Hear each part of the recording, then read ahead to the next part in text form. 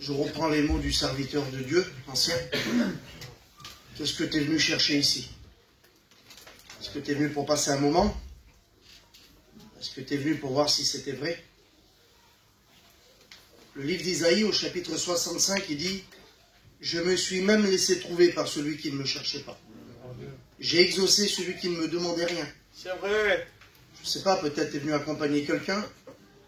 Tu es venu pour voir si la présence de Dieu que les chrétiens parlent, si tu pouvais la recevoir dans ta vie. Et puis tu pourrais te dire aussi, toi dans ta tête, tu pourrais dire « Oui, moi j'ai une vie compliquée. Je ne suis pas un chrétien, j'ai été élevé d'une façon, avec des coutumes. » Ben, vous voyez, celui-là qui vous prêche aujourd'hui, c'est un ancien drogué. J'ai été élevé dans les Pyrénées, du côté de Lourdes. J'étais à 5 km de la grotte de Lourdes. Puis on allait porter nos bougies. Et puis quand j'allais mettre ma bougie, je l'allumais, elle brûlait avec toutes les autres bougies. Je me tournais, puis je m'excuse si des fois il y a des personnes ce soir qui croient en ça, mais une Bible, il n'y en a qu'une. Il n'y en a pas deux, il n'y a pas plusieurs versions, il y a une seule Bible. Tu n'es pas obligé de me croire, tu peux rentrer chez toi et lire. Marie un jour va faire une prière, elle dit « Seigneur, reçois la prière de la bassesse de ta servante. » Une seule personne dans la Bible est ressuscitée. Ressuscitée pour ne plus mourir. Il y a eu d'autres résurrections. On appelle ça la résurrection Anastasia. Il n'y a que Jésus-Christ qui a été capable de l'avoir. Parce que son sang a été coulé à la croix. Parce que ses mains ont été données pour toi.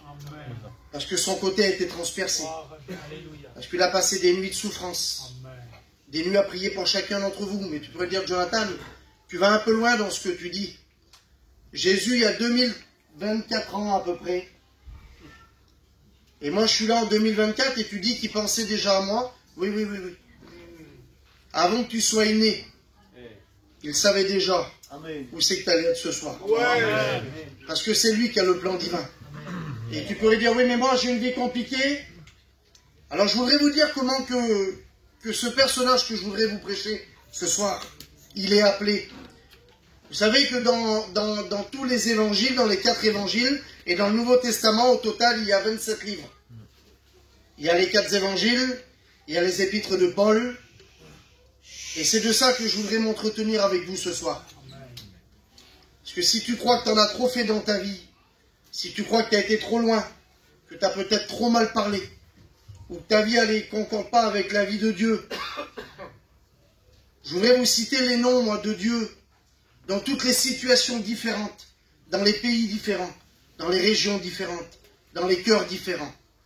Vous voulez bien m'entendre? Amen. Amen. Écoutez ce qu'il est dit. Dans Matthieu, il est appelé, il est le Messie. Dans l'évangile de Marc, il est le faiseur de miracles. Dans l'évangile de Luc, il est le Fils de l'homme. Dans l'évangile de Jean, il est le Fils de Dieu. Dans les actes des apôtres, il est celui qui envoie le Saint-Esprit. Dans Romains, il est notre justicier. Dans 1 et 2 Corinthiens, il est notre sanctification. Dans les Galates, il est notre Rédempteur. Dans Éphésiens, il est le Christ d'une richesse infinie. Dans Philippiens, il est le Dieu qui pourvoit. Dans les Colossiens, il est la plénitude de la divinité. Dans 1 et dans 2 Thessaloniciens, il est notre roi qui revient bientôt. Dans 1 et 2 Timothée, il est le médiateur entre Dieu et les hommes. Dans Tite, il est le fidèle pasteur. Dans Philémon, il est notre ami, plus proche qu'un frère. Dans l'Épître aux Hébreux, il est le sang de l'alliance éternelle. Dans le livre de Jacques, il est le grand médecin. Dans 1 et 2 Pierre, il est le grand berger. Dans 1, 2, 3 Jean, il est l'amour. Dans Jude, il est notre Seigneur. Et dans l'Apocalypse, il est notre roi des rois. Amen. Gloire à Dieu.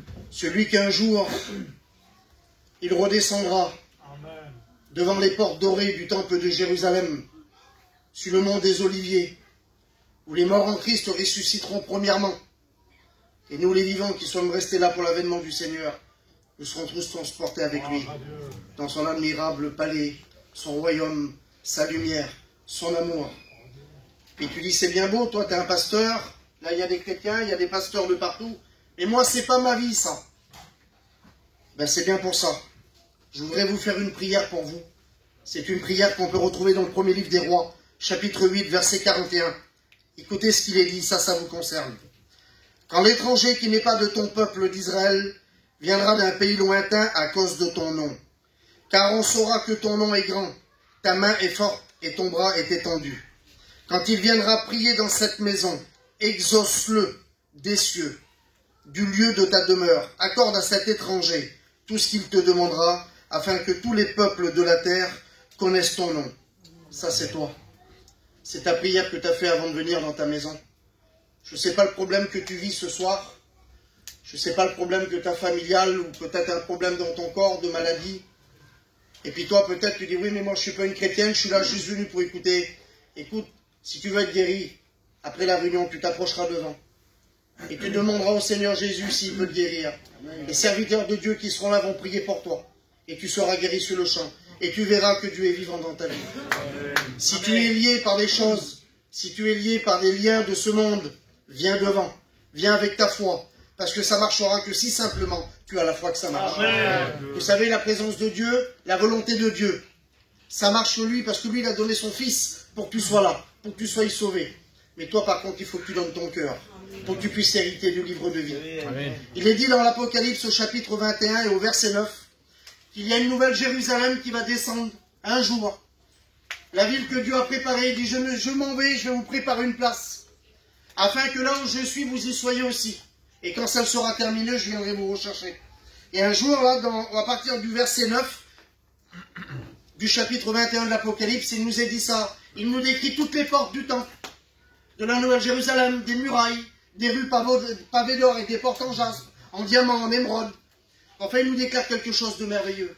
Mais quand on arrive au verset 27, il y a une clause dans tout ça. Parce que vous savez qu'il y a un prix à payer. Et puis n'ayez pas peur parce que le prix a déjà été payé. C'est le Christ qui a payé pour vous. Oui, il vous faut simplement dire oui. C'est pas bien compliqué de dire oui. Tu ouvres ton cœur et tu dis Seigneur, si tu es vivant. C'est ce qu'on a tous fait un jour. Moi aussi j'ai été élevé sur des fêtes foraines. Moi aussi on a été élevé un peu dans la bagarre. Et puis après le temps s'est passé, puis ça a été la drogue, ça a été les sorties. Et puis de toute façon on ne trahit pas un secret. Vous savez qu'à l'époque on disait quelle honte, chez nous. Ben, je voudrais vous dire que le péché touche autant chez nous que chez les sédentaires ou que chez n'importe qui sur cette terre. Il n'y a plus de barrière aux limites du péché chez nous. C'est une catastrophe. Et puis moi, tout le péché avait touché ma vie. Et puis j'avais des cousins, c'était des pasteurs. Les Samuel, on ne les côtoyait pas. On ne voulait pas, parce que nous, on a été élevés d'une façon. Mon père m'avait dit que c'était comme ça, il fallait que ça soit comme ça. Et puis vous savez, ce livre-là que je vous ai parlé tout à l'heure, on l'avait toujours, alors en dessous le placard, vous savez qu'il y avait les draps, ou en dessous le lit. Je ne pense pas qu'il y a beaucoup de gitans qui n'ont pas une Bible chez lui. Tout le monde là. Mais est-ce que vous avez vérifié si ce que vous vivez, c'est que ça concorde avec la parole de Dieu? Est-ce que vous avez vérifié si vos croyances sont en accord avec la parole de Dieu? Alors écoutez, je voudrais vous parler d'un homme, moi, ce soir. Je vais prendre quelques minutes pour vous en parler. C'est un homme qu'on appelle l'apôtre Paul, vous le connaissez tous. Mais avant qu'il s'appelle l'apôtre Paul, que son nom ait été changé par Dieu, il s'appelait Saul de Tarse, un persécuteur de chrétiens, des gens qui torturaient des gens pour leur foi. Et il nous a dit ça dans les Actes des Apôtres. Je voudrais vous lire le texte parce que c'est tellement important. Écoutez ce qu'il est dit. Un jour, il y a un homme, on l'appelait le premier martyr, il s'appelait Étienne. Cet homme a été pris pour sa foi. La Bible nous dit que des grands miracles et des prodiges se faisaient par ses mains. Et il prêchait la parole de Dieu. Il annonçait l'évangile. Et un jour, cet homme a été pris, on va dire par des religieux, par des gens du peuple. Ils l'ont traîné hors de la ville. Et ils ont voulu le lapider. Et c'est ce qu'ils ont fait. Et quand ils l'ont lapidé, ils prenaient leurs vêtements, ces gens-là, et ils les posaient aux pieds d'un jeune homme qui était nommé Saul. Et ça, c'était donc dans les Actes des Apôtres, chapitre 7, et au verset 58. Et tout de suite après, acte 8, Saul avait approuvé le meurtre d'Étienne. Et puis tu pourrais dire, pourquoi tu veux en venir là, Jonathan? Pourquoi tu voudrais nous parler de cette histoire? Eh bien, parce que je voudrais vous parler d'une chose. Il y avait un homme qui s'appelait Bartimée. Il était mendiant au bord d'un chemin. Il était au bord du chemin. Mais des fois, on peut être tout près du chemin. On peut être juste à côté du chemin. Mais si on n'est pas dans le chemin, la Bible nous dit qu'il y a deux endroits où passer l'éternité. Loin de Dieu et près de Dieu. C'est vrai. Et puis tu pourrais dire, mais pourquoi? Alors ça dépend de quoi? Ben ça dépend de ça. Ça dépend de ton cœur. Ton petit cœur qui pèse à peine entre 3 et 500 grammes. Et qu'une présence aussi grande que la présence de l'éternité peut venir résider dans ton cœur. Que tes yeux puissent avoir des écailles qui tombent. Amen. Et reconnaître la splendeur de l'évangile. Écoutez ce qu'il est dit. Acte 9. Conversion de Saul. Cependant, Saul respirait encore la menace et le meurtre contre les disciples du Seigneur. Il se rendit chez les souverains sacrificateurs et il lui demandait des lettres de la synagogue de Damas, afin qu'il se trouvait des partisans de la nouvelle doctrine, hommes ou femmes, et les amenait lui à Jérusalem. Comme il marchait sur le chemin et qu'il s'approchait de Damas, tout à coup, une lumière venant du ciel resplendit autour de lui. Il tomba à terre et il s'étendit d'une voix qui lui disait « Saul, Saul, pourquoi me persécutes-tu » Il lui répondit « Qui es-tu, Seigneur » Il dit « Jésus, je suis Jésus que tu persécutes. » Vous savez c'est quoi une persécution pour Dieu? Vous savez c'est quoi une persécution pour Dieu? C'est ce que vous faites pour certains d'entre vous. C'est simplement le fait de le refuser. Parce que lui, il n'a pas regardé à envoyer son fils unique, se faire cracher au visage, se faire arracher sa barbe, être couronné d'une couronne d'épines d'une dizaine de centimètres posée sur sa tête, la tête de l'homme le plus parfait qui a jamais existé, le fils de Dieu vivant. Et on y a tapé dessus avec un roseau. Quand les épines rentraient dans son visage, il avait tellement la tête gonflée que la Bible nous dit qu'il n'avait plus le visage d'une personne, son visage ressemblait à une pierre. Il a été maltraité, calomnié, on l'a frappé, on y a labouré son dos comme on laboure un champ. La Bible nous dit qu'on y a tracé des sillons dans le dos comme on laboure un champ. Et puis il a pris cette croix, cet homme-là. La croix que vous voyez là, c'était pas tout à fait comme ça. Elle était beaucoup plus lourde. Elle n'était pas poncée comme vous voyez là, elle était toute rugueuse. Et les coups que vous voyez là, elles étaient bien plus petits que ceux-là qu'ils ont crucifié Jésus. Les épines que vous voyez ici sont bien plus petites que les épines qu'on rentrait dans la tête du Christ. Et puis il a pris sa croix et il l'a portée du prétoire jusqu'à Golgotha. Plus de 2 km à peu près, 1,5 km, 2 km. Et il le traînait. Et il traînait sa croix. Et il le battait. La Bible nous dit qu'une seule parole du Christ et 12 légions d'anges venaient le libérer. 12 légions d'anges. 72 000 anges. Quand on sait que ce qu'ils ont fait 2 anges dans la ville de Jéricho, on peut imaginer s'il y a 12 légions qui arrivent. C'est vrai. Vous savez pourquoi qu'il n'a rien dit? Il a pu dire que des mots d'amour. Parce qu'il voulait te sauver ce soir. Amen. Le 23 janvier 2025, il y a un mot dans la Bible qu'on appelle kéros. Kéros veut dire le temps de Dieu. Je crois que pour ce soir, c'est ton temps. Amen. C'est le temps où c'est que tu dois capituler. C'est le temps où c'est que tu dois baisser ta tête et dire Seigneur, je reconnais que tu es le seul vrai Dieu, le Dieu qui est vivant.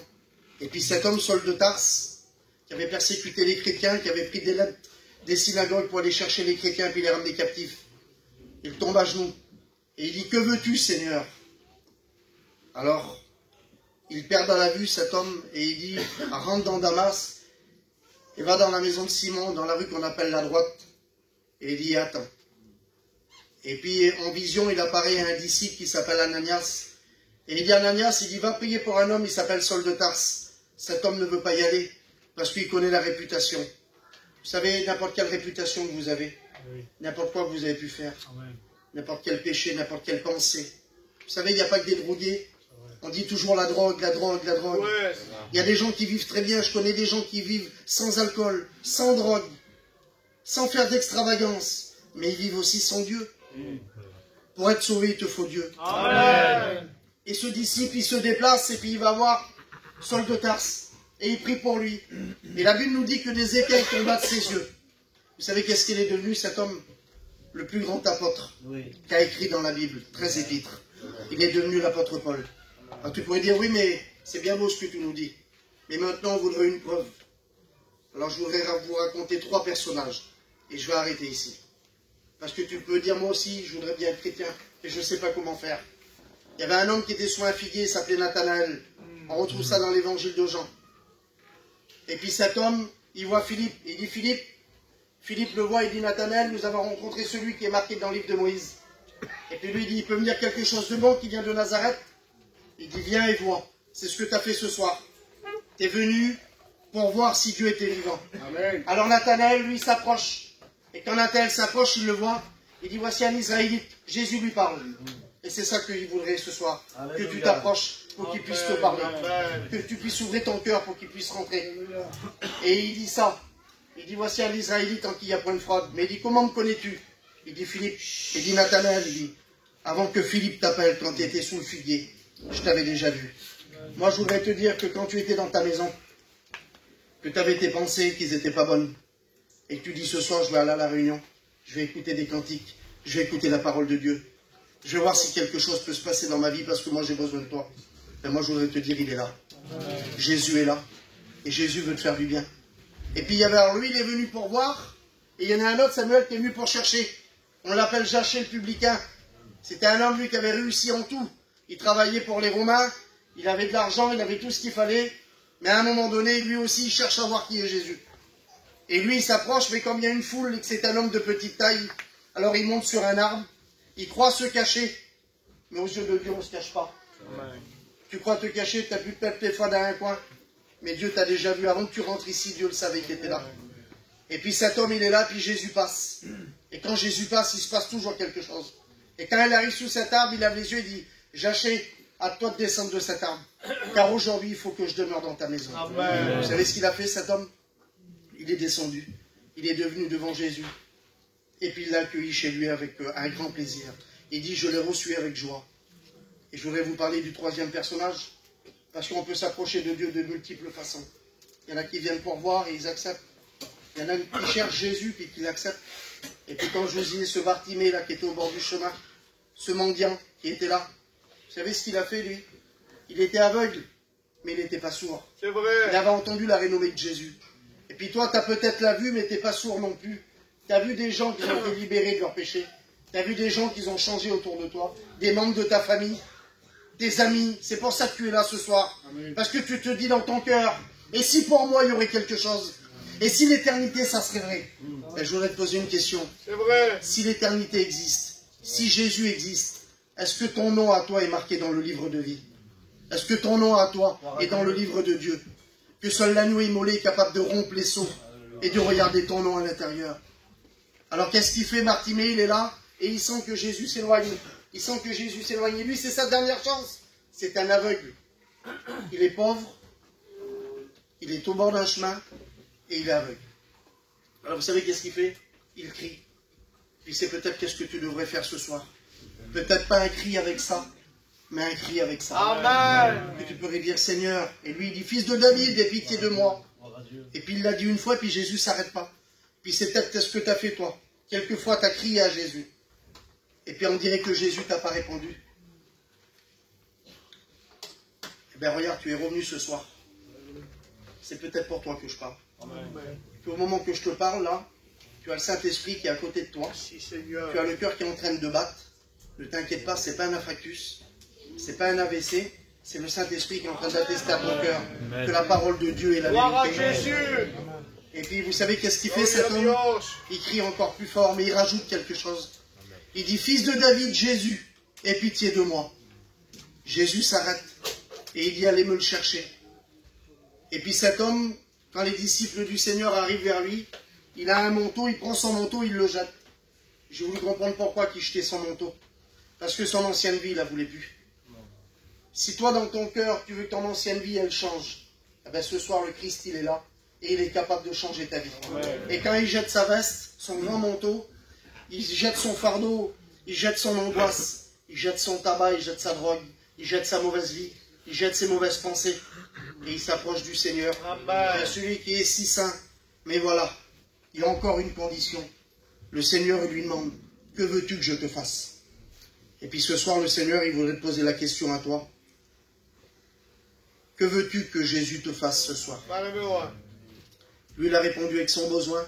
Il dit que je recouvre la vie. Il voulait juste revoir. Et vous savez ce qu'il voit quand ses yeux s'ouvrent? Il voit la gloire de l'éternité. il voit Jésus devant lui. Et vous savez ce qu'il fait, cet homme? Il s'en va pas tout de suite. Il va pas le témoigner aux uns, il va pas le témoigner aux autres. Il prend la bénédiction de ses yeux qu'il voit devant lui. Et il dit, et il le suivit, heureux dans le chemin. C'est ça qu'il faudrait que tu fasses ce soir. Parce qu'il y a un homme qui est mort pour toi. Il y a un père qui a donné son fils pour toi. C'est vrai. Il y a la lumière du ciel qui est descendue un jour pour toi. Il y a le plus beau de fils des hommes qui est venu pour toi. Il y a le créateur de toutes choses qui est venu pour toi. Il y a celui qui peut penser les blessures de ton cœur qui est descendu pour toi. Il s'appelle Jésus. Amen. Qu'est-ce que tu vas faire ce soir de la prédication? Qu'est-ce que tu vas faire dans ton cœur? Est-ce que ce soir tu serais capable de goûter au vrai bonheur? On ne propose pas autre chose que le vrai bonheur. Est-ce que ce soir tu serais capable de donner ton cœur à Dieu? Et tu pourrais dire, oui, mais ça va être difficile pour moi. J'ai une famille qui est difficile. J'ai peut-être mon mari qui est difficile. J'ai peut-être ma femme qui est difficile. Ça arrive. Mais Jésus, il est là, lui, pour aplanir tous les sentiers. Toutes les montagnes de ta vie, il est là. Il voudrait les mettre à plat. Et t'ouvrir la direction du ciel pour toi. Pour te sauver. Pour t'amener dans sa lumière. D'avoir une assurance et de l'espérance. De savoir que si un jour tu fermes les yeux sur cette terre, il t'est permis de les ouvrir dans le ciel. Amen. Et de voir la grandeur de Dieu. Gloire à Jésus. Vous voulez que je vous explique comment que je vois le ciel? J'ai l'habitude de le témoigner, puis de le dire comme ça. La première personne, alors que le Seigneur vienne me chercher, ou que je meurs sur cette terre et que je dois aller vers lui, toute première personne que je voudrais voir, avant mes parents, avant mon frère, avant mes enfants, avant ma femme, je voudrais voir le Christ. Je voudrais voir Jésus, puis j'imagine que je m'avancerai vers lui. Et vous savez, quand vous prenez quelqu'un par le cou, comme ça, vous avez toujours le montant au-dessus de son épaule. Et j'imagine prendre le Christ comme ça, me le serrer. Et puis lui, dans mon oreille, il me dirait, ouvre tes yeux. Alors j'ouvrirai mes yeux. Puis vous savez que la Bible nous dit que dans le ciel, toute chose nous sera révélée. Mais moi, je voudrais voir vos visages. Alléluia. Je voudrais que le Seigneur, il dit, tu te rappelles, Jonathan? Quand tu as été à Narbonne, le Samuel t'a appelé. C'est pas lui qui t'a appelé. C'est moi qui ai dit à lui de t'appeler. Il t'a prêché un message, mais tu as touché un cœur. Ben, le cœur, c'est toi. Le cœur, ça peut être toi derrière. Le cœur, ça peut être toi. Et puis d'un seul coup, j'ouvrirai mes yeux. Et puis je vous verrai. Parce que les sentiments dans le ciel ne sont plus pareils que les sentiments de la terre. Nous, on vous aime. Parce qu'on est venu ici, on fait quelques kilomètres. Si vous savez qu'est-ce que c'est à comparer de ce que lui a fait. On dit toujours, il est vaillant, il va loin. Non, non. Lui, il a été loin. Lui, il a été si loin qu'il a donné sa vie. Il a été si loin qu'il a livré ses mains. Et puis vous savez, quand il a livré ses mains, il y avait des brigands qui étaient à droite et à gauche de lui. Et moi, j'imagine que les brigands ne voulaient pas que les coups ils arrivent. Alors peut-être qu'ils leur ont attaché les mains, et puis leur tiré les mains pour que les coups ils arrivent à les mettre. Mais Jésus, lui, on n'a pas eu besoin d'y attacher les mains. Parce que lui, il a fait ça pour que vous puissiez vous mettre dans ses bras. Il a étendu ses mains. Et la seule chose qu'il a pu dire, c'est dire, Père, pardonne-leur car ils ne savent pas ce qu'ils font. C'est vrai. Ben, moi, je vous dis ça avec plein d'amour. Refusez le Christ. Vous ne savez pas ce que vous faites. Je vous propose un bonheur que vous n'avez même pas la capacité de le comprendre. Je l'ai vécu dans ma vie. J'avais tout ce que je voulais, tout ce qu'il me fallait. Je ne manquais de rien. J'avais des parents aimants. J'avais tout. Mais je ne savais pas que le tout, c'était pas ça. Je ne savais pas que le tout, c'était lui. Et quand je l'ai accepté dans ma vie, eh ben, j'ai pas perdu mes parents. J'ai pas perdu ma compagnie. La seule chose que j'ai fait, c'est que mon père a 70 ans, il y a 2 ans. Je l'ai amené se baptiser dans le Jourdain, en Israël. Ma mère est chrétienne, délivrée de la cigarette, 53 ans de tabac. 53 ans de tabac. Délivrée sur le champ. Mon frère est chrétien. On ne vous propose pas un mode de vie. La réunion, c'est pas ça qui fait Jésus. C'est vrai. Ça, c'est bien pour le rencontrer. Mais quand tu l'as ici, il ne sort plus, il dit que vous êtes le temple du Saint-Esprit. Vous le ramenez chez vous. Et quand une puissance est quelque part, elle contamine autour de vous. Ramène Jésus chez toi. Et tu vas voir comment tu vas changer. Je voudrais qu'on prie le Seigneur et après je voudrais vous poser une question. Seigneur notre Dieu, merci. Je voudrais vous poser une question toute simple. Une question Elle est toute simple à poser, et c'est une éternité qui en dépend. Est-ce que quelqu'un d'entre vous, dans cette assemblée, voudrait aller plus loin avec Jésus ce soir? Amen. Vous savez, une main levée, c'est pas une main qu'on lève. C'est un cœur disposé. C'est vrai. Le Seigneur t'a vu, ma Amen. soeur. C'est Le vrai. Seigneur t'a vu. Le Seigneur te voit. Le Seigneur te voit, mon frère. Amen. Le Seigneur te voit, mon frère. Alléluia. Dieu soit béni. Le Seigneur te voit, ma Dieu, soeur. amen. Le Seigneur te voit, mon frère. Amen. Le Seigneur te voit. Écoutez, jouez. Le Seigneur te voit, ma soeur. Alléluia. Oh, merci Seigneur. Merci parce qu'il n'y a personne comme toi. Je vous en supplie, la Bible dit ça. Contraignez-les de rentrer dans le royaume. Amen. Vous êtes en danger. Le Seigneur veut vous libérer de tous vos soucis, de tous vos fardeaux. Je ferai une dernière appel, après je laisse la place aux frères. Je vous en supplie, si quelqu'un veut se donner à Dieu, qu'il lève sa main de sa place. Amen. Le Seigneur te voit, le Seigneur te voit, il te voit, il te voit. Merci Seigneur. Ta présence, papa. À toi la gloire, Seigneur. À toi la gloire. Ceux qui n'ont pas eu, le Seigneur te voit, ma soeur. Amen. Ceux qui n'ont pas eu le temps, vous n'avez pas raté le coche. Alléluia. Il ne suffit pas d'une main levée, il suffit que votre cœur soit livré. Amen. Amen. Alléluia. Même si vous ne l'avez pas fait, mais dans votre cœur, vous décidez de suivre Dieu. Faites comme Bartimée, retrouvez la vue, mais suivez-le. Rentrez dans le chemin avec lui. Amen. Le Seigneur vous aime. Que Dieu vous bénisse. Amen. Je pense qu'on va rester avec les têtes baissées. Hein.